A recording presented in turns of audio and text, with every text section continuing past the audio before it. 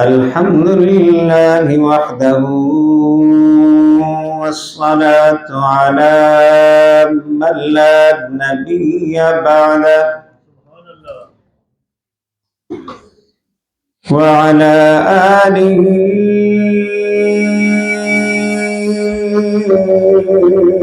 وأصحابه أجمعين.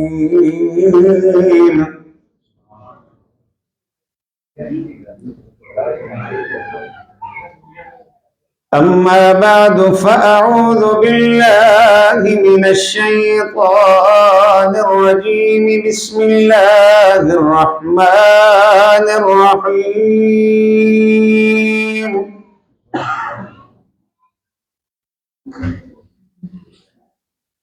لقد من الله على المؤمنين إذ بعث فيهم رسولا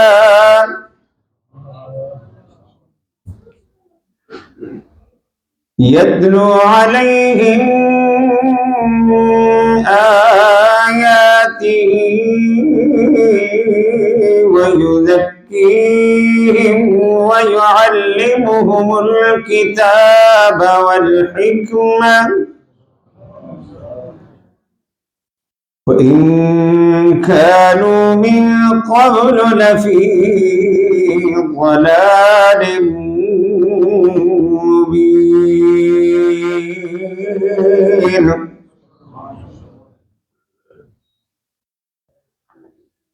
آمنت بالله صدق الله مولانا العظيم وبلغنا رسوله النبي الكريم الأمين ونحن على ذلك لمن الشاهدين والشاكرين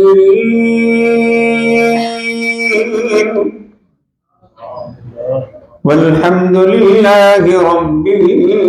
العالمين.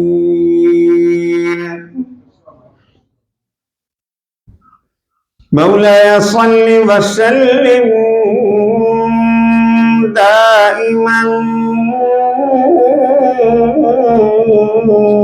أبدا على حبيبك خير الخلق كلهم.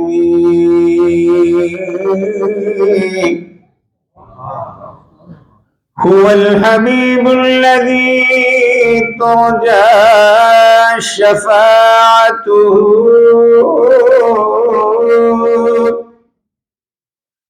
لكل هول من الأهوال مقتحم.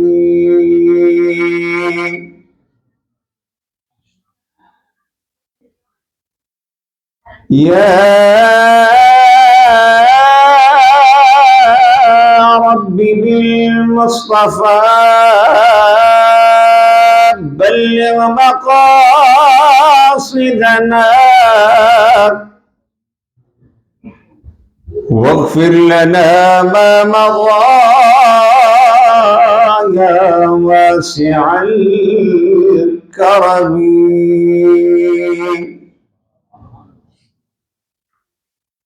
ما إن مدحت محمدا بمقالتي ولكن مدحت مقالتي بمحمد.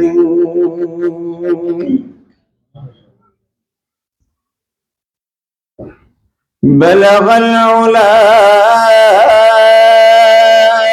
بكماله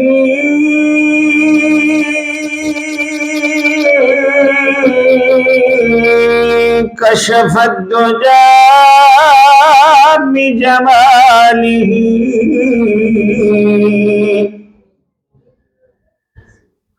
حسنت جميع خصاله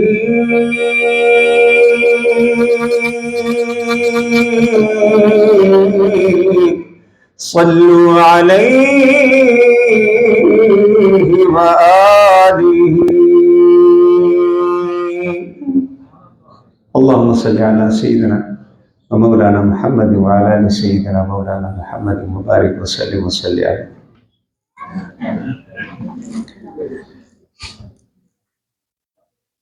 ماہ میلاد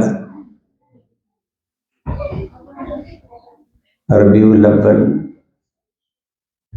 کے انتہائی پرنور ان نورانی اور روحانی لمحات میں آپ کے اس عظیم اسلامک سینٹر میں، جس کا طرح امتیاز یہ ہے کہ یہاں کے رہنے والوں نے اسے اپنی مدد آپ کے تحت بنایا، اور جب سے بنایا صرف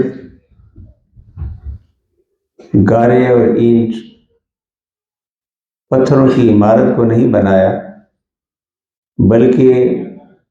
انما یعمر مساجد اللہ، جس تعمیر کا ذکر خدا نے کیا، جس کو آباد کرنا کہتے ہیں، انہوں نے پتھروں کی عمارت بنا کے خالی نہیں چھوڑا، اسے آباد بھی کیا. تعمیر مساجد میں ہم ہمیشہ جب بھی تعمیر کی بات کرتے ہیں تو ہمارے ذہن میں اینٹ، مٹی، گارا، سریا، سیمنٹ، یہی باتیں ہوتی ہیں. لیکن اصل تعمیر اگر آپ لغت میں جائیں اور اس کی گہرائی میں جائیں، اصل تعمیر ہے اس عمارت کو اپنے سجدوں سے، اپنی جبینوں سے، اپنی تلاوت سے، اپنے ذکر و فکر سے سجانا. اگر صرف مسجدوں کو پتھر اور سیمنٹ اور لوہے کی عمارتیں تعمیر کرنا مقصود ہوتا تو سرکار دو عالم صلی اللہ علیہ وسلم مدینہ منورہ میں مدینہ کی پہلی مسجد کو نہ جانے کہاں کہاں سے پتھر منگوا کر اسے آباد کرتے. لیکن روایات سے پتہ چلتا ہے کہ حضرت عثمان غنی رضی اللہ تعالیٰ عنہ کے دور تک، یعنی خود دور مصطفوی، جب آپ خود جلوہ افروز تھے اور خلافت صدیق اکبر اور خلافت فاروق اعظم رضی اللہ عنہما، صحابہ کرام حضور کے دور میں جب سجدہ کرتے تھے اور بارش ہوتی تھی تو روایات میں ہے کہ ان کی پیشانیاں کیچڑ سے بھیگ جاتی، کیچڑ لگ جاتا. یہ ایک پیغام دینا تھا کہ مسجدیں بنائیں، لیکن اصل تعمیر اور اصل مسجد کی تعمیر اسے سجدوں سے، تلاوت سے، قیام سے، رکوع سے، ذکر فکر سے آباد کرنا ہے. یہ مسجد کی اصل تعمیر. تو میں آپ کو ان دونوں پر مبارکباد پیش کرتا ہوں کہ اینٹ اور گارے کی عمارت بھی خوبصورت بنائی، اور پھر بچوں کی تعلیم و تربیت کے حوالے سے جو مجھے بتایا گیا کہ یہاں کے ماحول، یہاں کے تقاضے، یہاں کی ضرورتوں کو پیش نظر رکھ کر آپ کی آنے والی نسلوں کی فکر کرنے کے لیے آپ کے سرمایے سے بننے والی اس مسجد کو آپ کی آنے والی نسلوں کو سنوارنے کا ذریعہ بنایا گیا ہے. اور ہم ہمیشہ دعا کرتے ہیں کہ پہلی اینٹ سے لے کر جس نے رکھی ہے آج تک، اور آنے والے جو اس میں اپنا اپنا حصہ ڈالتے رہیں گے، خواہ کسی نے مالی حصہ ڈالا، خواہ کسی نے صرف 2 اچھے بول بھی اس کے لیے بولے ہوں، اللہ تعالیٰ ہر ایک کے حصے کو لفظوں کی شکل میں، سوچ کی شکل میں، مال کی شکل میں، وقت کی شکل میں، پہلے دن سے لے کر آج تک جس نے جو کچھ رب کی بارگاہ میں پیش کیا، اللہ اسے قبول بھی فرمائے قبر اور حشر میں اسے اس کا اجر بھی نصیب فرما۔ سارے بندے سارے کام نہیں کر سکتے، کسی کو اللہ تعالیٰ دولت دیتا ہے کہ وہ اس کے ذریعے سے اپنا حصہ ڈالے، کسی کے پاس اللہ تعالیٰ اس کو صلاحیت دیتا ہے بولنے کی صلاحیت، کسی کو اللہ تعالیٰ منظم کرنے کی صلاحیت دیتا ہے، کسی کو اللہ تعالیٰ دوسروں کو کنونس کرنے کی صلاحیت دیتا ہے، ہر ایک اپنی اپنی صلاحیت کے مطابق۔ اسی لیے ہم جب صدقے کی بات کرتے ہیں تو عموماً خیال یہ آتا ہے کہ بھئی یہ جنت کے سارے دروازے تے پیسے آگے کھلے ہیں، جس کو پیسہ کوئی نہیں ہو تو اس پاس منہ ہی نہ کرے۔ لیکن حضور صلی اللہ علیہ وسلم فرمایا طلاقت الوجہ صدقۃ، یہ پیسیاں دا کھیل نہیں ہے، یہ جڑے بوئے رب کائنات اپنی رضا دے بنائے نے، جڑا کسی نو مسکرا کے ملتا ہے وہ واسطے بھی جنت کا دروازہ کھلتا ہے۔ ہوں اس طرح پیسے نہیں خرچ ہوتے، کسی کا دکھی دل ہے تساں اس نو مسکرا کے ملیا، کوئی اپنے غم ڈوبیا ہے، کسی نو گھریلو پرابلم، کسی نو بچیاں کی پرابلم، کسی نو کاروبار کی پرابلم، ہر ایک کی اپنی اپنی مصیبتاں نے، وہ سوچ پیا ڈوبیا پریشان، تساں چلتے چلتے تکے یار میرا یار ہے، دوست ہے، پڑوسی ہے، بڑا پریشان، پیار محبت نال اس نو ملے، حال احوال پوچھیا، بھئی اتنا کہ یار کوئی نہیں اللہ خیر کر سی، انہوں کوئی حوصلہ ہویا، یہ جڑے تساں خوبصورت دو لفظ بولے نے یہ بھی صدقہ ہے۔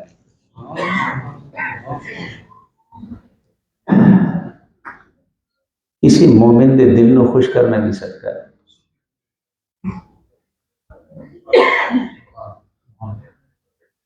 میں ساری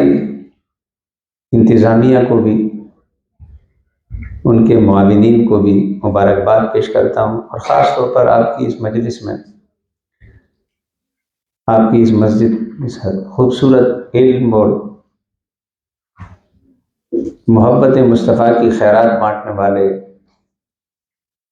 اس مرکز کے جناب صاحبزادہ محمد معصوم زبیر صاحب، ڈاکٹر علامہ محمد جمیل صاحب، علامہ کوکب نورانی صاحب، علامہ قاری خالد صاحب اور دیگر علماء جو یہاں شاید سب سے میری اتنی شناسائی نہ ہو، ثنا خان، آپ جتنے احباب بیٹھے ہیں، بہنیں یا ہوا کے دوستوں پر جہاں جہاں تک آواز جا رہی ہے، سب سے پہلے ان تمہیدی کلمات کے ساتھ ساتھ آپ سب کی خدمت میں السلام علیکم ورحمۃ اللہ وبرکاتہ۔ اللہ تعالیٰ اس محفل پاک کی برکتیں ہم اور آپ سب کو نصیب فرمائے۔ اس محفل کو معمولی محفل نہ سمجھیں، جس ذات سے یہ محفل منسوب ہے وہ وجہ تخلیق کائنات ہے، جس ذات سے اس محفل کا عنوان جڑا ہے رب کائنات نے اس ذات کے لیے پوری بزم کائنات کو سجایا ہے۔ لولاک لما خلقت الافلاک، اے میرے محبوب، آپ کی مقام محبوبیت کو اگر کسی نے سمجھنا ہے تو اسے بتا دو کہ آپ میرے وہ محبوب ہیں، آپ کو میں نے محبوبیت کا وہ مقام عطا کیا ہے کہ لولاک لما خلقت الافلاک، یہ جو کائنات میں افلاک کا خیمہ لگا ہے، اگر آپ نہ ہوتے تو یہ کچھ نہ ہوتا۔ لولاک لما اظہرت الربوبیہ، اے میرے محبوب اگر آپ نہ ہوتے تو میں اپنا رب ہونا ظاہر نہ کرتا۔ اس لیے ہمارے علماء جب کہتے ہیں نا وجہ تخلیق کائنات،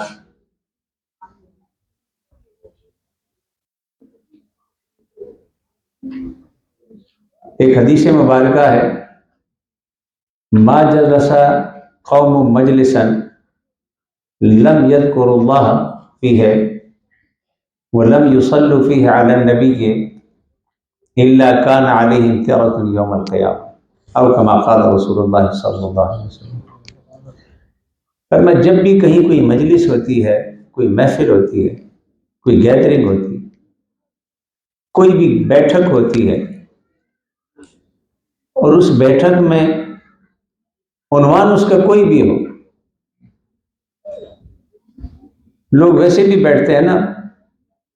کسی بھی عنوان کے تحت ایک مجلس لگ جاتی ہے، ضروری نہیں کہ وہ مسجد میں ہو، گھر میں ہو، مہمان خانے میں ہو، کسی بھی جگہ ہو، ما جلس قوم مجلسا، کہیں بھی کسی نے کوئی مجلس لگائی، کوئی دو چار ساتھی مل بیٹھے، اس مجلس میں باقی سارے کام تو کر لیے جو اسے ضروری لگتے تھے، جس کے لیے وہ سوچتا تھا کہ یہ کام ہونا چاہیے، اس کے لیے بلایا، یہ سارے اس کامات سے جمع ہوتے ہیں، اسی گلا شروع ہو گئی، یہ ساری گلا مکا کے تے سارے کام مکا کے بندے سوچا جس کام سے بندیاں نو بلایا سی تے کام تے میرا ہو گیا، کسی نے چندے واسطے بلایا سی تے چندہ ہو گیا، کسی نے کسی زلزلے واسطے بلایا سی تے زلزلے کا مدد ہو گئی، کسی نے رشتے والے سے بلایا سی تے رشتے کی گل ہو گئی، کسی نے صلح واسطے بلایا سی صلح ہو گئی، کسی نے نہیں گپ شپ واسطے بلائی سی، میل ملاپ واسطے، صلہ رحمی واسطے گل ہو گئی، تو سمجھا جس واسطے بندے بلائے سن کام تو ہو گیا، تو بندہ سوچے کہ جس کام واسطے بلایا سی کام تو ہو گیا، پر آپ فرمائے لم یذکر اللہ فیہ ولم یصلی فیہ علی النبی، تو سوچنا ہے تیرا کام ہو گیا، نہ تو اللہ دا ذکر کیتا تے نہ تو میرے محبوب تے درود پڑھے، میرے محبوب تے درود بھی نہیں پڑھے، اللہ دا ذکر بھی نہیں کیتا، الا کان علیہم ترۃ یوم القیامہ، قیامت دن آئے گا، یہ تساں کول جڑے ٹائم نے، یہ ایک ایک گھڑی، ایک ایک لمحہ، یہ تساں نہ ریکارڈڈ ہے، لکھیا جا رہا ہے، جب حشر کے دن کتاب کھلے گی، آپ کے لمحات، آپ کی ساعتیں، آپ کی گھڑیاں، انہیں گنا جائے گا، دیکھا جائے گا، اس میں کیے جانے والے اعمال تولے جائیں گے، والوزن یومئذ الحق، وہ تولنے کا دن ہے، چونکہ وہاں کوانٹیٹی سے زیادہ کوالٹی کی اہمیت ہے۔ آپ کہیں گے یہ میری مجلس تو بڑی سونی مجلس تھی، آپ جس مقصد کے لیے اس مجلس کو بلائے بیٹھے تھے وہ مجلس کا مقصد تو پورا ہو گیا، دنیا میں آپ خوش ہو گئے، لیکن وہ مجلس، وہ لمحات، وہ گھڑیاں، وہ ساعتیں، وہ ٹائم ذکر خدا اور ذکر مصطفیٰ سے خالی، فرمایا کہ جب دیکھے گا تیرتن ای حسرت و ندامتن، بندہ اتنا شرمندہ ہوگا، اتنی حسرت کرے گا، اتنا افسوس کرے گا کہ کاش اس وقت میں جو میں نے گزارا، میں نے ذکر خدا کیا ہوتا،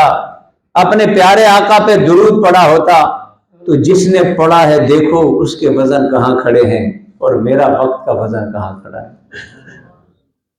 ندامت کرے گا، افسوس کرے گا۔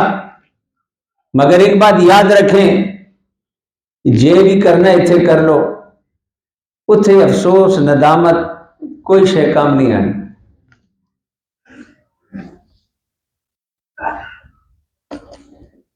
او تقول حين ترى العذاب لو ان لي كرة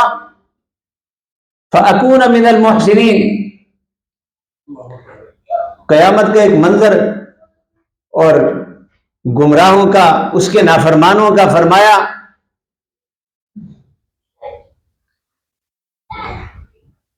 اے میرے رب، لو ان لی کرۃ، اے سارا کچھ دیکھن تو بعد جب میں نے ایک باری مہلت اور چاہ دیں تو میں ایک باری پھر آ ہوں، ایک باری مجھے ایک مہلت دے دے، جو اب میں نے دیکھا، وقت کی بھی قدر کروں گا، دولت کی بھی قدر کروں گا، عبادت کو بھی، تیری معرفت کو بھی، تیرے محبوب کے مقام کو بھی، ایک ایک چیز کا حق ادا کروں گا۔ بھلا قد جاءت کا آیا تھی، جدو وقت سی، جدو ویلا سی، اس ویلے سارے کام کرنے سن، ہوں تو گل مک گئی۔ یہ دنیا کی زندگی ہے، اسے آپ 2 دن کی کہو، 4 دن کی کہو، جو بھی کرنا ہے اسی میں کرنا ہے۔ تو وہ درود و ذکر والی مجلس کے بارے میں بھی کہ بندہ افسوس بہت کرے گا، کفے افسوس ملے گا، کاش یہ میری گھڑیاں، یہ میری ساتھ ہے، ان کا وزن بڑھتا، ان کی قیمت بڑھتی، افسوس ندامت سب کچھ ہوگا۔ تو فرمائے کہ اس وقت افسوس کرنے کا کیا فائدہ، جب کرنے کا وقت تھا اس وقت کر لیتے تو آج اس کا اجر تمہارے سامنے کھڑا ہوتا۔ یہ جو ہم بعد میں افسوس کرتے ہیں نا، یہ بعد میں افسوس آخرت میں تو بالکل کام نہیں آئے گا، یہ دنیا میں بھی کام نہیں آتا۔ ہر شہدہ ایک ویلا ہوتا ہے کرن، فجر دی نماز فجر ویلے، ظہر دی نماز ظہر ویلے، عصر دی نماز عصر ویلے، مغرب دی مغرب ویلے۔ اینی جد دل آیا کہ مولا ہن میں بڑا ویلا تے نہ میں ٹیکسی چلانی ہے تے نہ دکان کھولنی ہے، میرے پتر تیاں دے بھی ہالیڈے نے تے میں یہ 30 روزے اکٹھے ہونا رکھ چھوڑا ہے یہ سمر ہالیڈے وچ۔ ہو سکتا ہے؟ نہیں ہو سکتا نا، کیوں؟ ہر چیز کا ایک وقت ہے۔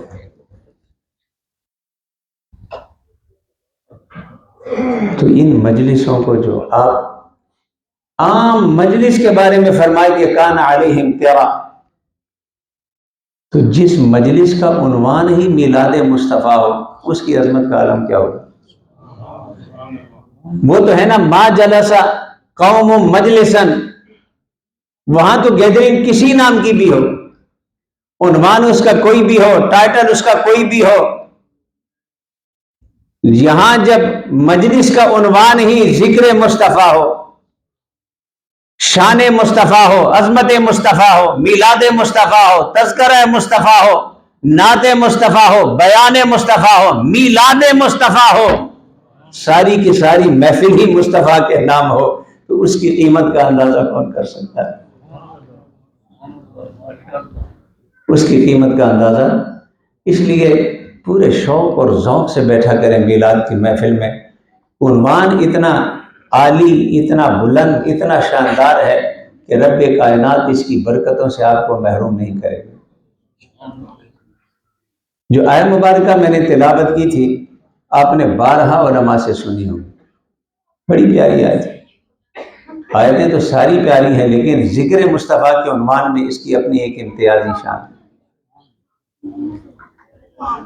فرمائے لقد من اللہ، بے شک اللہ تبارک و تعالیٰ نے احسان کیا علی المؤمنین، ایمان والوں پر۔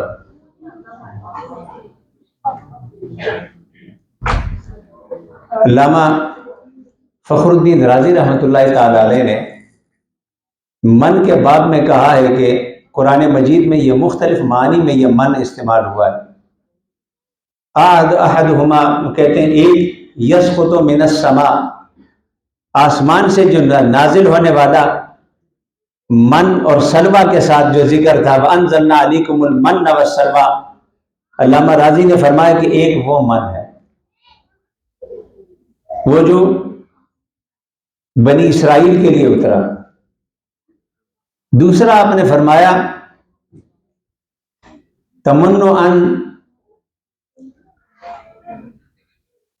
تطلب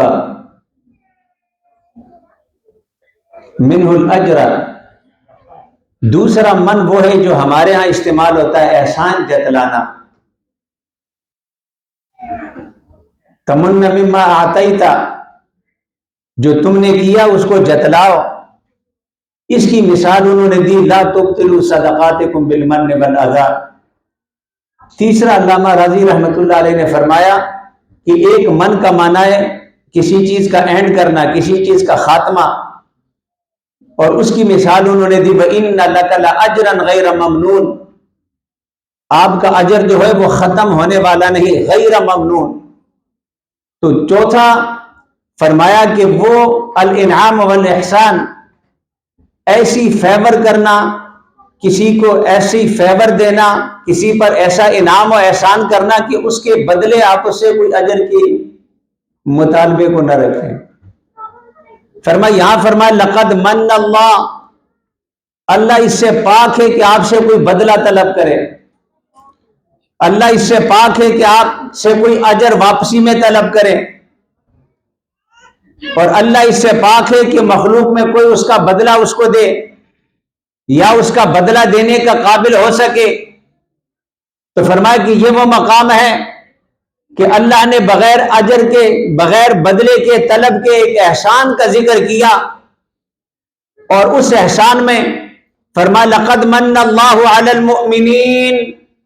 اے مومنو اللہ نے تم پہ احسان کیا، اذ بعث فیہم رسولا، کہ تم پر اتنی عظمتوں والا، اتنی شان والا، اتنی بزرگی والا پیغمبر تمہارے درمیان مبعوث کیا.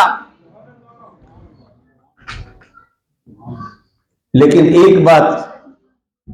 رسولا من انفسہم، اس نے جو رسول بھیجا، رسولا من انفسہم، وہ تمہارے درمیان تم میں سے بھیجا. اب یہ ہماری بدنصیبی تھی کہ من انفسہم سے ہر ایک نے اپنی اپنی اینک لگا کر انفسہم کو دیکھا. کسی نے کہا من انفسہم، دیکھو دیکھو دیکھو پتہ چل گیا وہ ہم جیسے ہیں. انفسہم سے اس نے مثلیت کا، برابری کا، اور اپنے تئیں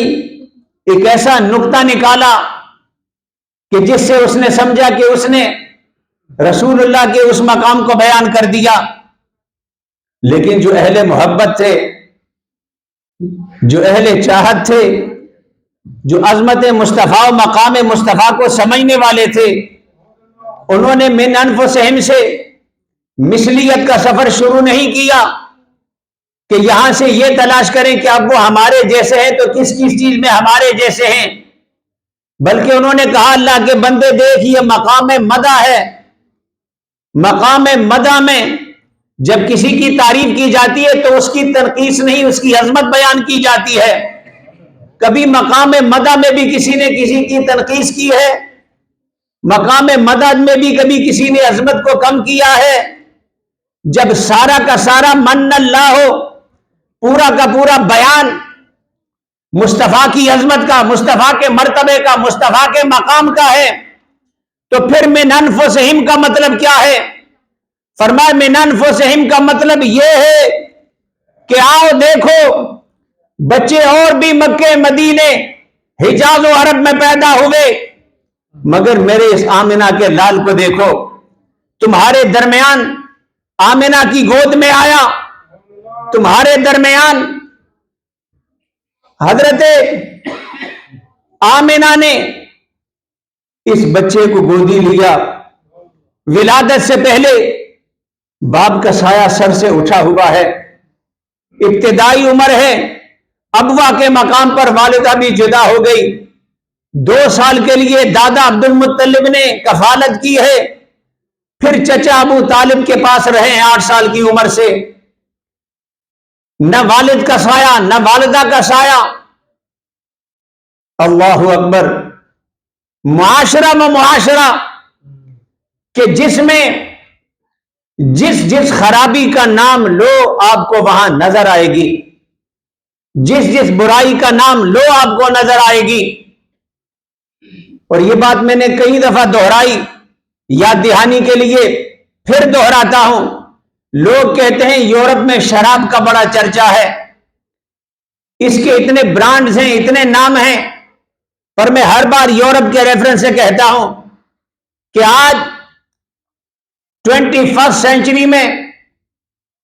یورپ نے شراب کے نئے نئے برانڈ متعارف کرائے، لیکن جاؤ عرب کی تاریخ اٹھا کر دیکھو جسے پیریڈ آف اگنورنٹ کہا جاتا تھا، وہ دور جاہلیت. علماء کہتے ہیں کہ اس پیریڈ آف اگنورنٹ میں جب نہ اتنی بڑی بڑی فیکٹریاں تھیں، نہ اتنے سارے برانڈ تھے، اس وقت عرب میں شراب سے دلچسپی کا عالم یہ تھا کہ عرب کی شاعری میں شراب کے 250 نام آپ کو ملیں گے. 250 قسم کی شرابوں کے، ان کے ذائقے، ان کی لذت. یہ پیریڈ آف اگنورنٹ ہے. آپ کہتے ہیں کہ یورپ میں بڑی فحاشی اور اریانی ہے، لیکن کبھی آپ نے دور جاہلیت کے تاریخ صفحات پلٹے ہیں کہ وہاں پر بدکاری کا عالم کیا تھا. کبھی آپ نے سیرت کے باب میں جب دور جاہلیت کو بیان کیا جاتا ہے، جس تاریخ دور میں حضور مبعوث ہوئے، کہ وہاں پر آپ کہتے ہیں نا کہ یہاں پر آپ کے ہالینڈ میں فلاں فلاں جگہ خاص خاص اسٹریٹس ہوتی ہیں، ریڈ لائٹس ہوتی ہیں. حضرت عائشہ صدیقہ کی روایت اٹھا کر دیکھیں، بخاری کی دیگر روایتیں جو بتاتی ہیں کہ اس وقت جسے پیریڈ آف اگنورینٹ کہا جاتا ہے، بدکاری کے اڈوں کے اوپر جھنڈے لگے ہوتے تھے، محلوں میں جھنڈے لگے ہوتے تھے. وہ صاحبات الرایات اپنے جھنڈوں سے پہچانی جاتی تھی، اور وہاں ان جھنڈوں کا مطلب یہ ہوتا تھا کہ 24 آور یہ دروازے تمہارے ہوس کے لیے کھلے ہوئے ہیں. یہ وہ تاریخ دور ہے کہ آپ آج یورپ کی بات کرتے ہیں، اس دور میں گھروں پہ جھنڈے لگا کر اپنے گھروں کو مخصوص کیا جاتا تھا. اس دور میں جو حضرت عائشہ کی روایت ہے رضی اللہ تعالی عنہ، کہ ایک ایک عورت کے تعلق کے حوالے سے کہ نکاح کے جو طریقے تھے، ایک تو یہ معروف طریقہ کہ ایک مرد اور عورت کا ہوا، اور ایک اور طریقہ جو 3 کے ساتھ اس کا تعلق. پھر جب 3 کے ساتھ تعلق ہے تو اولاد کی شناخت کیسے ہوگی؟ تو پھر وہ عورت جس کے ذمہ ڈال دیتی تھی وہ اس کا 9 کے ساتھ تعلق، اور بعض کا لا تعداد مردوں کے ساتھ تعلق، یہاں تک کہ قیافہ شناس پیروں کے نشان دیکھ کر، علامتیں دیکھ کر تعین کیا جاتا تھا کہ یہ بچہ کس کا ہے. یہ نام تھا، وہاں کا سوسائٹی کا رواج تھا. اس دور میں پیدا ہوئے. یہ جو آپ کو من انفسہم سمجھا رہا ہوں، فرمایا یہ تمہارے اس دور میں آئے اے عرب میں رہنے والوں، جب ہر طرف بدکاریوں کے جھنڈے لگے ہوئے تھے، شراب کے جام چلتے تھے، ظالم کا ظلم تھا، طاقت سب کچھ تھی، جبر تھا، بت پرستی تھی، فحاشی تھی، عریانی تھی، قتل و غارت گری تھی. مگر من انفسہم، میرا محبوب تمہارے درمیان آیا. میرے محبوب نے بچپنا بھی گزارا، میرے محبوب نے جوانی بھی گزاری، میرا محبوب 40 سال تمہارے درمیان رہا. اور کیسے رہا؟ محمد the son of عبداللہ، محمد بن عبداللہ بن کر رہا. اعلان نبوت تو 40 سال کے بعد کیا تھا نا، وہ تو 40 سال کے بعد محمد الرسول اللہ کا پیریڈ شروع ہوا عرب والوں کے سامنے تعارف کے حوالے سے. لیکن تعارف میں 40 سال تک تو آپ محمد بن عبداللہ صلی اللہ علیہ وسلم کہلاتے تھے، تو عبداللہ کے بیٹے بن کر رہے. لیکن ایسے دور میں جہاں پر ظلم کا رواج تھا، جبر کا رواج تھا، بدکاری کا دور دورہ تھا، شراب نوشی کا دور دورہ تھا، میرے محبوب کی چڑھتی ہوئی جوانی کو دیکھو. 25 سال کا نوجوان ہے میرا محبوب، 30 35 40 سال تک رہا ہے. لیکن قربان جاؤ من انفسہم سے جب غار ہرا سے اتر کر آئے اور کہا قولوا لا الہ الا اللہ تفلحون، لوگوں میرے رب نے مجھے پیغام دیا ہے، ایک نیا ضابطہ دیا ہے، ایک نیا ڈسپلن دیا ہے، نظم اور زندگی گزارنے کا، عقیدے کے باب میں، عمل کے باب میں تمہارے لیے ایک ضابطہ دیا ہے مجھے میرے رب نے. تو فرمایا جب آپ کا پیغام سنا سارے عرب ہل گئے. کہا یہ ہمارے درمیان رہنے والا ہمیں ہی چیلنج کرنے لگا، ہماری بت پرستی، ہمارے رواج، ہمارا کلچر، ہمارا ٹریڈیشن، ہمارے طور طریقے، ہمارے باپ دادا کے راستے ہمیں ہی چیلنج کرنے لگا. تو جو پہلا حملہ ہوا اور سوال ہوا، حملے کو اس ایک طرف رکھتے ہیں، دلیل کیا ہے؟ تو قربان جاؤ من انفسہم سے سمجھو. فرمایا فقد لبثت فیکم عمرا من قبلی، دلیل یہ ہے کہ میں محمد صلی اللہ علیہ وسلم عبداللہ کا بیٹا بن کر 40 سال تمہارے درمیان رہا. آؤ تمہیں پتا ہے چھوٹی سی بستی ہے مکہ، یہ کوئی ایسا کوئی لندن ناروے میں اوسلو یا نیو یارک کا شہر نہیں ہے. بڑے شہروں میں کیا ہوتا ہے،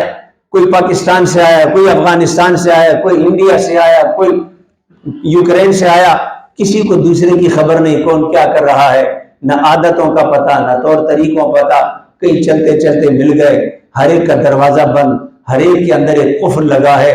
مدینہ کی ٹرائبل بستی ہے، ہر ایک دوسرے کو جانتے ہیں، پہچانتے ہیں، عادتوں کا، رسم کا، رواج کا، ہر ایک کے نسب کو جانتے ہیں، ہر ایک کے طور طریقے کو جانتے ہیں. تو ایسی بستی میں جہاں 40 سال چھوٹی سی کنزرویٹو ٹرائبل سوسائٹی میں کسی نے گزارے ہوں، جہاں نہ کسی سے آپ کا دن پوشیدہ ہو، نہ آپ کی رات پوشیدہ ہو، آپ کھاتے کیا ہیں، جاتے کہاں ہیں، اٹھتے بیٹھتے کیسے ہیں، ایک ایک ادا پتہ ہو، ایسی سوسائٹی والوں کو مصطفیٰ کا کہنا کہ دلیل میری زندگی ہے، میرا کردار ہے 40 سال کا، تو فَبُہِتَ الَّذِي کفر، وہ سارے انکار کرنے والے کھڑے ہو گئے. کوئی ایک ماں کا لال نہ کھڑا ہو سکا جو کہتا کہ ہاں جس زندگی کو تم نے دلیل بنایا ہے ہم نے اس میں یہ نقص تمہارا دیکھا ہے. فرمایا تم میں سے آیا مگر تمہارے درمیان رہ کر اتنا پاکیزہ اور اجلا کردار والا ہے. اتنے پاکیزہ کردار والا، اتنے اجلے کردار والا، اتنی طہارت والا، اتنی پاکیزگی والا، معاشرے کا رنگ بندے پہ چڑھ جاتا ہے، صحبتوں کا رنگ بندے پہ چڑھ جاتا ہے، طور طریقے اور رواج کے اثرات چڑھ جاتے ہیں. وہ بتوں کا معاشرہ کہ جس کے بارے میں اہل سیر نے جتنی تفصیل سے لکھا آج بھی عقل حیران ہوتی ہے. وہ کہتے ہیں کہ جہالت کا عالم یہ تھا. ہم تو کہتے ہیں نا کعبے میں 360 بت تھے، وہ کہتے ہیں وہ کعبے والے تھے رہنے دے ہوتے کعبہ ہی سن. بت پرستی کا عالم یہ تھا کہ راستے جا رہا ہے کہ جب ڈیرا ڈالیا سوچا کوئی ٹکر کوئی روٹی شوٹی کوئی سالن بنائیے تے 4 پتھر جمع کیتے نے انہیں جڑا سونا ہے انہوں کلا کیتا 3 پتھر رکھے نے تے ہانڈی چھاڑی تے چوتھے نو خدا بنا کے دی عبادت شروع کر دی. 4 پتھر ہانڈی واسطے لوڑے ہیں تے 3 تے چولہا رکھے تے چوتھا خدا.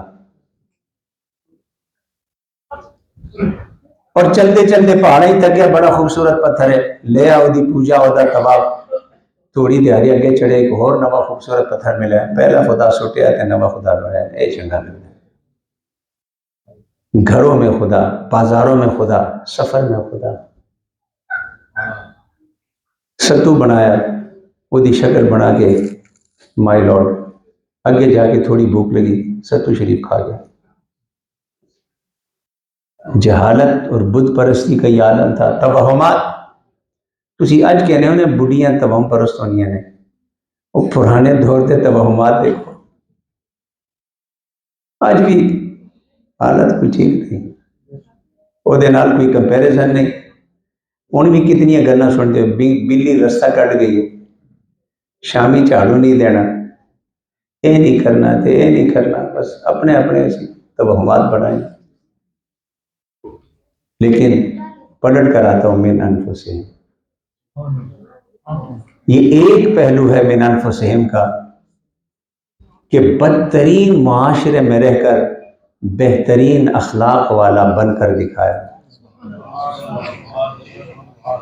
وہ بندہ گرامر اسکول داخل ہوئے نا تے کوئی 25-30 ہزار فیس بھی دے تے بچہ کوئی چنگی پوزیشن لے تے وہ اگلے کہتے ہیں کیا ہویا تے پیو نے ٹیوشنہ پڑھا کے مار چھوڑیا. یہ 40-33 ہزار پاؤنڈ کرونے اتنے تو کرونے ہوتے ہیں اتنے پاؤنڈ ہوتے ہیں 25 ہزار گرامر اسکولوں کی فیس ہوتی ہے. تے بچے پڑھیا تے کیا پڑھیا آخیا بچہ عام سادہ اسکول جو بیٹھیا ہوئے تے پھر جا کے ٹاپ کرے کہنے نے یار بچے نے کچھ کام تے کیتا ہے بچے میں کوئی ذہانت تو ہے نہ اسے ٹیوشن ملی نہ گرامر نہ کچھ بھی. اس لیے یہ تو ایک عام سا نقطہ میں نے بیان کیا من انفسہم کہ اے عربوں تمہارے درمیان آیا. میں دوسری تفسیر کی طرف نہیں جاتا نہ وقت اجازت دیتا ہے. میں چاہتا ہوں اپنی بات کو کسی کنارے لگاؤں. حضور کا میلاد منانے والوں میلاد بطور احسان اللہ نے شروع بھی کیا تو کمالات مصطفیٰ کو بیان کیا کردار مصطفیٰ کو بیان کیا عظمت مصطفیٰ کو بیان کیا شان مصطفیٰ کو بیان کیا اخلاق مصطفیٰ کو بیان کیا. مصطفیٰ کے کردار، اخلاق کی عظمتوں اور بلندیوں کو بیان کیا۔ میں آج اگر رسول اللہ کا میلاد مناتا ہوں تو میرا میلاد مجھ سے پوچھتا ہے، جس کے میلاد اور احسان کی ابتدا میں عظمتیں بیان ہوئی، اے نبی کا میلاد منانے والے، بتا تیرے اندر بھی نبی کی پیروی کی کوئی جھلک ہے؟ بروں کے ساتھ اچھا بن کر دکھانے والی مصطفیٰ کی سیرت کی پیروی تو نے کی ہے؟ آج ناروے اور اوسلو کی سرزمین پر جہاں ہر طرف شراب، شباب، گناہ، نافرمانی، معصیت نے ڈیرے ڈالے ہیں، تیرے میلاد کا تجھ سے تقاضا ہے کہ جس نبی کا تو ذکر کرتا ہے وہ بدترین معاشرے میں بہترین بن کر دکھایا اور بہترین بن کر رہے۔ وہ تو ان کی شانیں تھی، تم نے اپنے ماحول اور اپنی حال کے مطابق اس معاشرے میں رہ کر اپنے دامن کو کتنا بچایا ہے۔ اے میلاد منانے والے، تو نے رسول اللہ کی سنتوں پر کتنا عمل کیا، رسول اللہ کے کردار کی روشنی کو کتنا اپنایا، حضور کے بتائے ہوئے طور طریقوں کو کتنا اپنایا۔ یتلو علیہم آیاتہ ویزکیہم ویعلمہم الکتاب والحکمہ، انفسہم سے حضور کی عظمتیں بیان کر کے، حضور کی شان بیان کر کے، حضور کے اعلیٰ اخلاق کو بیان کر کے، حضور کے اعلیٰ نسب کو بیان کر کے، حضور کے اعلیٰ خاندان کو بیان کر کے آگے فرمایا کہ میرا محبوب جب آیا، تم بڑے بڑے لوگوں کی باتیں کرتے ہو، آؤ ہم تمہیں کائنات کی سب سے بڑی شخصیت بتاتے ہیں، لیکن ان کا تعارف یہ ہے کہ یتلو علیہم آیاتہ ویزکیہم ویعلمہم الکتاب والحکمہ۔ یہ ہمارے لیے ایک میسج ہے کہ فلاں بڑا بڑا آدمی ہے، وہ پوچھو بڑا آدمی کیوں ہے؟ تو جواب کوئی نہیں۔ فلانا بڑا پہنچا بزرگ ہے، وہ پہنچا بزرگ کیوں ہے؟ پتہ کوئی نہیں۔ فلانا بہت ہی شان والا ہے، وہ شان والا کیوں ہے؟ کیا کام ہے اس کا؟ یہاں سب کو شانے جس مصطفیٰ کے در سے خیرات ملی ہے ان کا وظیفہ خدا بیان کرتا ہے کہ یہ میرا وہ محبوب ہے کہ جو وجہ تخلیق کائنات بن کر آیا، محبوب رب العالمین بن کر آئے، مگر عظمتیں یہ ہے کہ وہ یتلو علیہم آیاتہ، تمہیں میری آیتیں پڑھ پڑھ کر تلاوت کرتا ہے، ویزکیہم، تمہاری تربیت کرتا ہے، تمہاری طہارت کرتا ہے، تمہاری باطنی بیماریوں کا علاج کرتا ہے، تمہارے اخلاق کو درست کرتا ہے، تمہارے طرز زندگی کو درست کرتا ہے، تم نے کمانا کیسے ہے، تم نے رہنا کیسے ہے،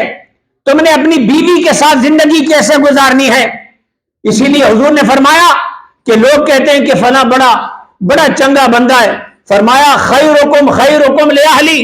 تم کہتے ہو نا فلانا چنگا بندہ ہے، علامت کیا ہے؟ ایک علامت ان علامتوں میں سے مصطفیٰ نے بتائی، فرمایا تم میں سے بہترین وہ ہے جو اپنے گھر والوں کے ساتھ اچھا ہے، تم میں سے بہترین وہ ہے جو اپنے گھر والوں کے ساتھ اچھا ہے۔ وَأَنَا خَيْرُكُمْ لِأَهْلِي، فرمایا میں، یہ ہے سیرت مصطفیٰ میلاد والے، فرمایا میں صرف دعوتیں نہیں دیتا، اپنی سیرت کا نمونہ بنا کر پیش کرتا ہوں۔ تم میں سے بہتر وہ ہے جو اپنے گھر والوں کے ساتھ اچھا، وَأَنَا خَيْرُكُمْ لِأَهْلِي، اور میں تم ساروں میں سب سے زیادہ اپنے گھر والوں کے ساتھ اس نے سلوک کرتا ہوں۔ آؤ اٹھاؤ امہات المؤمنین کے ساتھ رسول اللہ کا برتاؤ، رسول اللہ کے طور طریقے کہ کس طرح اپنے گھر میں رسول اللہ ہماری ماؤں کے ساتھ، امہات المؤمنین کے ساتھ اپنا ہاتھ بٹاتے تھے، کس طرح آپ گھر بار چلاتے تھے۔ آج اگر زمانہ مجھے سارا بھی سلوٹ کرتا ہے، لیکن میں اپنے گھر اور اپنے بچوں کے بارے میں بد مزاج مشہور ہوں، میں بد اخلاق مشہور ہوں، میں بد زبان مشہور ہوں، میں اپنے گھر والوں کے ساتھ بد کلامی کر کے، اور کوئی پوچھے اللہ نے بندے تو ہر ویلے کوڑا کیوں رہتا ہے گھر والے نال تے بگلا دسے اے جڑیاں دی گل ہوندی ہے۔ جس معاشرے میں جنا بننے کے لیے بندے کو بد اخلاق ہونا پڑے، جس معاشرے میں جنا بننے کے لیے بندے کو بد زبان ہونا پڑے، جس معاشرے میں جنا ثابت کرنے کے لیے بد کلام ہونا پڑے، تو وہ سوچے کہ وہ کس نبی کا میلاد منا رہا ہے اور کس نبی سے اپنی نسبتیں جوڑ رہا ہے۔ ان کا تو معیار اور ہے گھر والوں کے لیے، یہ ہے یتلو علیہم آیاتہ ویزکیہم ویعلمہم الکتاب والحکمہ۔ فرمایا تم بڑوں کو کہتے ہو نا فلاں بڑے ہیں، آؤ میں تمہیں بتاؤں بڑوں کی پہچان کیسے کرو گے، کہ وہ اپنے گھر والوں کے ساتھ کیسا ہے، وہ اپنی اولاد کے ساتھ کیسا ہے۔ حضور نے فرمایا ما نحل والد ولدا من نحل افضل من ادب حسن۔ فرمایا تم جتنے بھی گفٹ اپنی اولاد کو دیتے ہو، ہم کہتے ہیں نا پیسے والے آ گئے، پرانی غربتاں بڑی تکیاں اللہ کی تھی جان چھٹی غربتاں کو لو تے اتھے ہن میں امیر ہو گیا تے ہن میں کوٹھی میرے پتر دینا تے اے بینک بیلنس۔ یہ غربت سے نکل کے عجیب و غریب۔ میں اپنے پرانے دوست کو پوچھیا، سچی گل دسو تانوں، وہ اسکینڈینیویا رہندا سی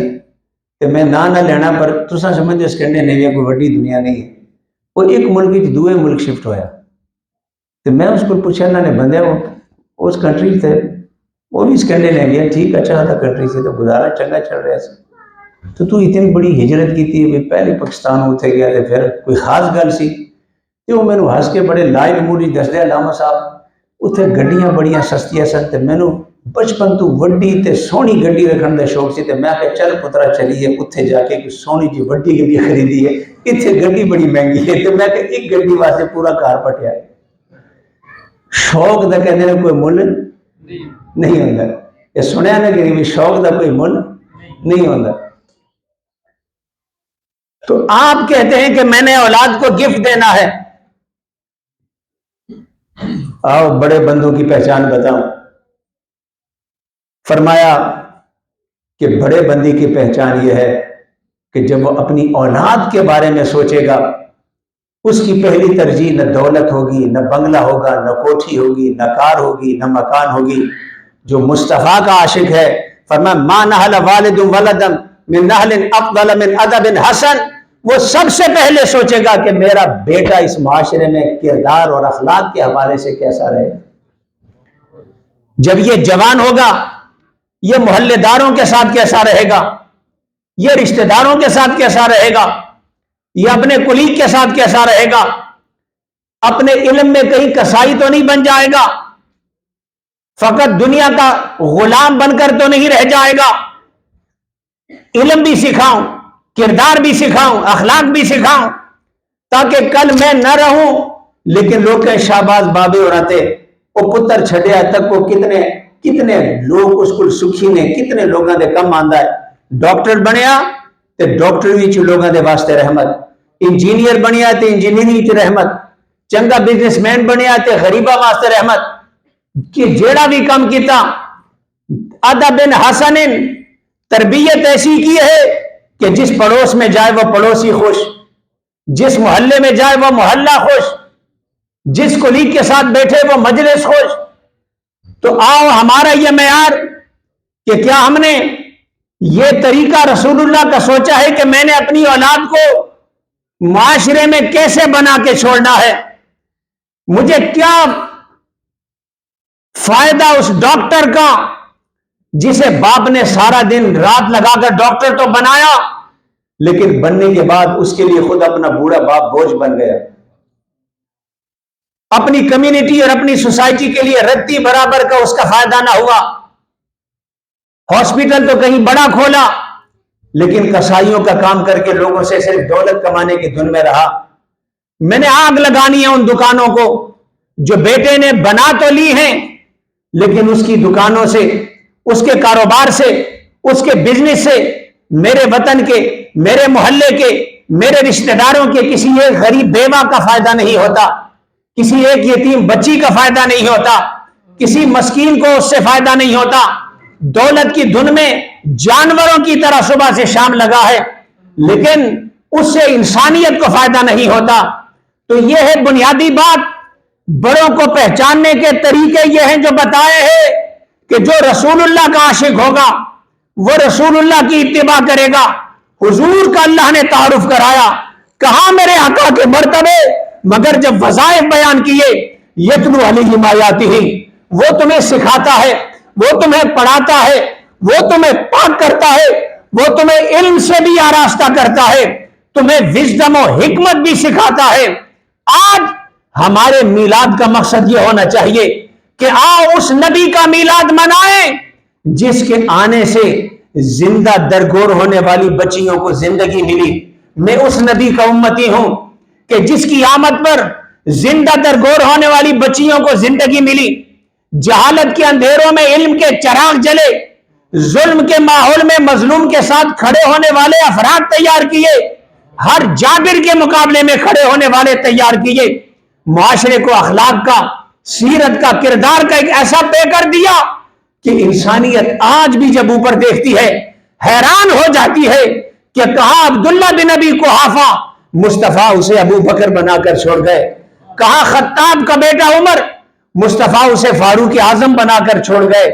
کہاں عفان کے بیٹے عثمان مصطفیٰ اس میں ذوالنورین بنا کر چھوڑ گئے،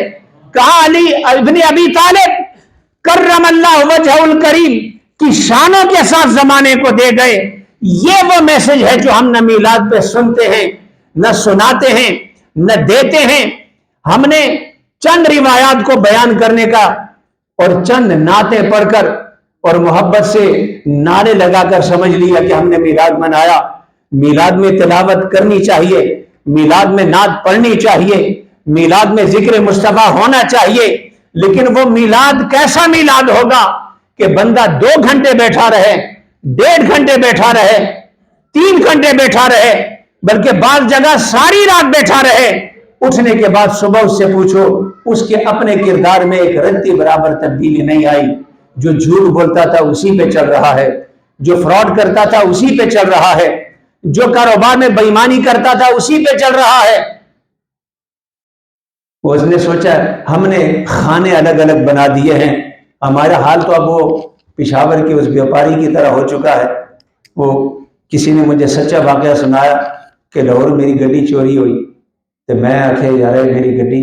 میں کسی کو پوچھا نوی گڈی سی، اس نے کہا یار یہ جڑی گڈیاں چوری ہوندی نے باڑے مارکیٹ اکثر مل جاتی ہیں، اتنے ویچ آتے ہیں۔ تو کہتا میں نٹھیا اتوں گا پہنچیا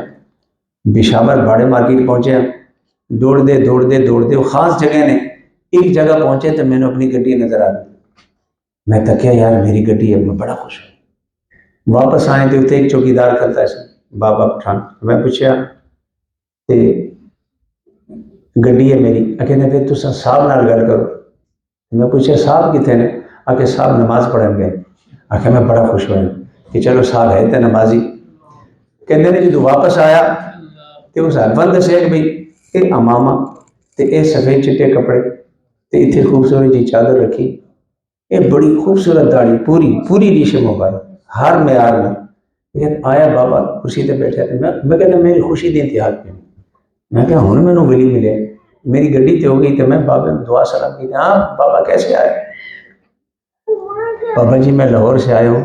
وہ میری گاڑی چوری ہوئی تھی تو مجھے مل گئی ہے۔ ماشاء اللہ بہت اچھی بات، تمہارا گاڑی ہے؟ ہاں جی میرا گاڑی، ٹھیک ہے لے جاؤ۔ میں سوچا بھی فرشتہ بیٹھا ہے، تو پوچھا اس رقم دسی، سمجھو 18 لاکھ۔ تو میں کہا بابا جی وہ میری گڈی ہے۔ کہتا میں کہ تو تیری گڈی نہیں، کہتے پھر میں پیسے کا دے دوں؟ آخر میں بھی تو کسی کو خریدی ہے نا، تو کہتے میری تو چوری ہوئی ہے، یہ تو چوری کی گڈی ہے، یہ تو ٹھیک نہیں۔ تو کہتے ہیں تھوڑی دیر بحث ہوئی تو میں پھر دل کی گل بھی چوکی، جناب آپ تو بڑے نمازی بندے ہو، کہتے مجھے بکواس بند کرو، نماز ہمارا خدا سے معاملہ ہے، یہ ہمارا کاروبار ہے، کاروبار کو نماز میں مکس نہیں کرو، کاروبار کو نماز میں مکس نہیں کرو، وہ میرا رب نہ معاملے تھے میرا کاروبار۔ یہ ایسا نہ میلاد اگر ہوئے تو پھر اللہ نے دسو میلاد تو بعد اگر اگلے دن میں وہی ہاں جڑا ہاں سا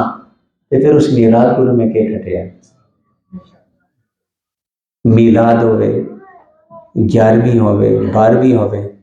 انہوں با مقصد بنا اور با مقصد میں ہمیشہ دوستوں کو کہنا، میں آخری تھوڑے اوقات نے میں دوستوں کو کہنا کہ ایسی وہ بدنصیب قوم کہ نہ اسا نہ اتنے کچھ بنے آتے نہ اسا نہ اتنے کچھ بنے آتے،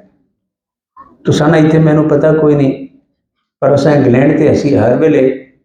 کچھ لوگ تو صرف 10 محرم ماتم کرتے ہیں، اسی کہ سارا سال ماتم کرنے رہنے ہیں اور لوگوں نے دسنا کہ یارا دیکھو یہ پاکستان تو اساں نے سنگھی آئے نے، تساں اتھے دی غربتاں چھوڑ کے مشکلاں چھوڑ کے کتنی تکلیفاں کر کے اتنے اس ملک چ آئے، کوئی 2-4 پیسے کمائے نے، بجائے اس نے کہ تساں اپنے وجود تے اپنی دولت نو کسے دے کام سے استعمال کرو۔ جڑا پاکستان دا لٹیرا آندا ہے، جڑا پاکستان دا پولیٹیشین آندا ہے، کسی نے تو ایک پارٹی کھڑا کیتا ہے، دوے نے دوئی پارٹی کھڑا کیتا ہے، تین نے تیری پارٹی کہتا ہے کہ ایدا ڈنڈا چکتا ہے، کوئی ہودا ڈنڈا چکتا ہے۔ اسانی لندن دی گلیاں اک بھی گئی ہیں تے تھک بھی گئی ہیں، حکومت پاکستان کرنی ہے تے رولے لندن دی گلیاں پچھو۔ میں کہ وہ گورے کہندے نے یہ سمجھتے ہیں بیسی اپنی اپنی پارٹیاں دی گل کر رہے ہیں، وہ باہر والا بندہ دکھتا ہے تسا ساریاں دی ایسی دی تیسی، تسا ہے وہ سارے چور، آپس ایک دوسرے نو چور کہندے ہو، لگتا ہے سارا ٹبر ہی چور ہے، ساری نیشنل لئی حال ہے کہ تسا اتھے اس ملک بیٹھ کے نہ کوئی ادب آداب سیکھیا، نہ کوئی سیاست سیکھی، نہ اخلاقیات سیکھی، او گالاں اتھے دی، اے گالاں اتھے دی، او سیاست نہ تو شوق ہے۔ میں پچھلے دنوں برسل چ آکھیا سی، میں کہ اسلام وچ سیاست حرام نہیں، اسلام اگر تو سیاست دا ہی شوق ہے تے بجائے انہاں دے جھنڈے چکن تے جنہاں نوں تواڈے اوتے پہنچو تے جوتے تے بھی نہیں رکھ دے، اتنے انہاں نوں روٹیاں کھلاؤ، دعوتاں کھلاؤ، اتھے جاؤ تے اگے دفتراں وچ لبدے ہی کوئی نہیں۔ جے تانوں سیاست دا شوق ہے تے سیاست کوئی بری گل نہیں، پر اتھے کرو جتھے تواڈی نسلاں رہندیاں نے، اتھے سیاست کرو جتھے تواڈے بچے رہندے نے، اتھے سیاست کرو جتھے تواڈی آنے والی مستقبل دے فیصلے ہوندے نے، سکولاں وچ تواڈی اولاداں دے فیصلے جتھے ہونے نے، تواڈی بچیاں دے اسکاف دے جتھے فیصلے ہونے نے، تواڈے بچیاں دے لباس دے جتھے فیصلے ہونے نے، جے تساں سیاست کرنی ہے تے اتھے کرو، اتھے اپنے بچیاں دے حقوق واسطے لڑو، انہاں دے لباس، انہاں دی تعلیم، اپنے کلچر، اپنی ثقافت واسطے لڑو۔ بچے تواڈے اتھے، گھر بار تواڈا اتھا، کمائی تواڈی اتھی تے سیاست اتھے دی۔ ایدا مطلب ہے کہ آپ کو اب تک ہوش نہیں آئی، اگر ہوش ہوتی تو جس ملک میں آپ رہتے ہیں، جہاں آپ کی اولاد، آپ کی نسلیں، آپ کے خاندان، آپ کی بچیاں، آپ کا کاروبار ہے، پہلے آپ اس کی فکر کرتے، وہ آپ کا وطن ہے، اس سے کسی کو انکار نہیں، لیکن جس کی مدد ہو سکتی ہو کرو، چیریٹی میں کرو، غریب کی مدد کرو، بیوہ کی کرو، مسکین کی کرو، کوئی برائی نہیں، لیکن اگر رہو گے یہاں اور نعرے اوروں کے لگاؤ گے، ایک دن آئے گا نہ تم یہاں کے رہو گے نہ وہاں کے رہو گے۔ جس طرح 800 سال اسپین میں رہ کر مسلمانوں کا نام و نشان مٹ گیا، واللہ اگر اسی روش پر چلتے رہے وہ تو 800 سال میں مٹ گئے تھے، تم 100-150 سال میں یہاں تمہارا نام و نشان تک نہیں رہے گا۔ جو جس معاشرے میں رہتے ہیں وہاں کے ماحول میں اپنے آپ کو ایڈجسٹ نہیں کرتے، وہاں اپنے حقوق کے لیے نہیں لڑتے، وہاں کے تعلیمی اداروں، اولاد اور مستقبل کی فکر کے لیے اپنے آپ کو میدان میں نہیں اتارتے، اپنے طور طریقوں پر غور نہیں کرتے، یہ تقدیر کے فیصلے ہیں، تقدیر کے قاضی کا ہے یہ ازل سے فیصلہ ہے، جرم ضعیفی کی سزا مرگ مفاجات۔ یہاں پر کمزور رہو گے، بکھرے رہو گے، ایک دوسرے سے لڑتے رہو گے، کبھی آپ کا کچھ نہیں بنے گا۔ پاکستان کی باتیں پاکستان میں چھوڑو، انڈیا کی باتیں انڈیا میں چھوڑو، اس معاشرے میں آپ مسلمان بن کر رہو، آپ مسلمان بن کر رہو،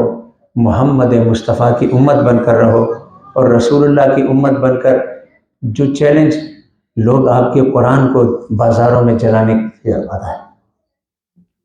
جلاتے ہیں کہ نہیں جلاتے؟ تو آپ نے کیسے روکنا ہے؟ سب سے پہلے اپنا کردار درست کرو، اپنے طور طریقوں کو درست کرو، اپنے رہن سہن کو درست کرو، اپنے معاملات کو درست کرو۔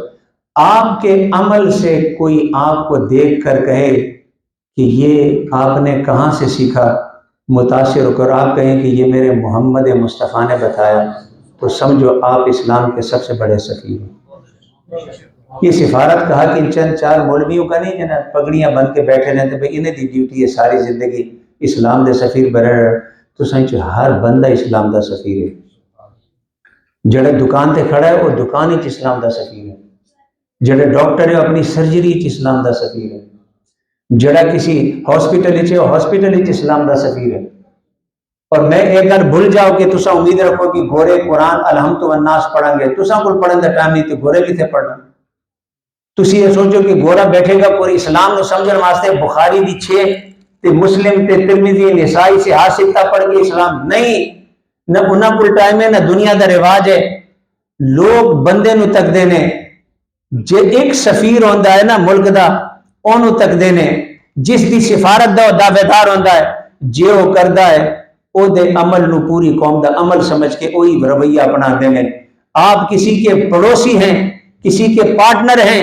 آپ کا کردار اسے بتائے گا کہ مسلمان سے محبت کرنی ہے کہ مسلمان سے نفرت کرنی ہے۔ آپ کا کردار بتائے گا کہ میں نے مسلمانوں کے قرآن کو جلانا ہے یا مسلمانوں کے قرآن کو سینے سے لگانا ہے۔ آپ کا کردار بتائے گا کہ میں نے ان کے محمد صلی اللہ علیہ وسلم کی عزت کرنی ہے یا میں نے ان کی تنقید کرنی ہے، میں نے ان کے اسلام کو اچھا سمجھنا ہے یا برا سمجھنا ہے۔ یہ آپ پر ہے۔ آپ اسلام کا تعارف ہو، آپ اسلام کے سپاہی ہو، آپ اسلام کے سفیر ہو، آپ اسلام کا چہرہ ہو، آپ کے کندھوں پر پورے اسلام کی ریپرزنٹیشن کی ذمہ داری ہے۔ اپنی ذمہ داریوں کو سمجھو، جب باہر نکلو اپنی اس چھوٹی چھوٹی شناختوں سے خدا کے واسطے نکل آؤ، فلانا چودھری صاحب تے فلانا گجر صاحب تے فلانا راجہ صاحب، ان شناختوں سے یہاں تمہیں نہ کوئی پہچانتا ہے نہ اس کو اس سے کوئی غرض ہے۔ تمہاری اس معاشرے میں ایک ہی پہچان ہے کہ یہ اسلام کا ماننے والا محمد کا امتی ہے صلی اللہ علیہ وسلم۔ اس ذمہ داری سے نکل کر سوچو، اسی چودھریاں اسی یہ کرنا ہے، اسی فلانے آتے اسی یہ کرنا ہے، اسی اتھے دکھانا ہے کھاریاں چیزیں ایتھے ایک اونچا کرنا ہے۔ یہ پہچان یہاں کے نارویجن کو نہیں چاہیے، یہاں کے ڈینش کو نہیں چاہیے، یہاں کے سویڈش کو نہیں چاہیے، نہ ان کو اس سے کوئی غرض ہے۔ ان کا ایک ہی غرض ہے کہ یہ اپنے آپ کو مسلمان کہتا ہے۔ آپ کا ایک ایک عمل اسلام کے لیے رحمت اور آپ کا ایک ایک عمل اسلام کے لیے تہمت بنتا ہے۔ اب مرضی آپ کی ہے، آپ کی وجہ سے اگر کوئی میرے مصطفیٰ کو اور آپ کے مصطفیٰ کو برا کہے، کل محمد مصطفیٰ کو کیا منہ دکھاؤ؟ کبھی ایک تنہائی میں آنکھیں بند کر کے خدا کی قسم سوچ لو، اور آج کے میلاد کا یہ آخری پیغام لے کر سوچ لو، ایسے آنکھیں بند کر کے، اگر آپ کا ایمان ہے اور یقیناً ہے کہ حشر کا دن ہوگا، اگر آپ کا ایمان ہے اور یقیناً ہے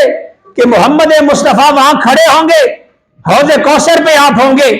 رب سلم کی صدا دیتے ہوئے پلے صراط پہ آپ کھڑے ہوں گے، قبر میں آپ ما تقول فی حق حاضر رجل کے وقت آپ کا چہرہ دعا دکھایا جائے گا۔ بس آنکھیں بند کر کے سوچو کہ میرے آقا سے میرا سامنا تو ہونا ہے، قبر کی پہلی رات میں بھی ہونا ہے، حوض کوثر پر بھی ہونا ہے، پلے صراط میں بھی ہونا ہے، شفاعت کبریٰ کے وقت بھی ہونا ہے۔ اور جب صبح نکلو یہ سوچو کہ اگر میرے آقا محمد نے مجھ سے پوچھا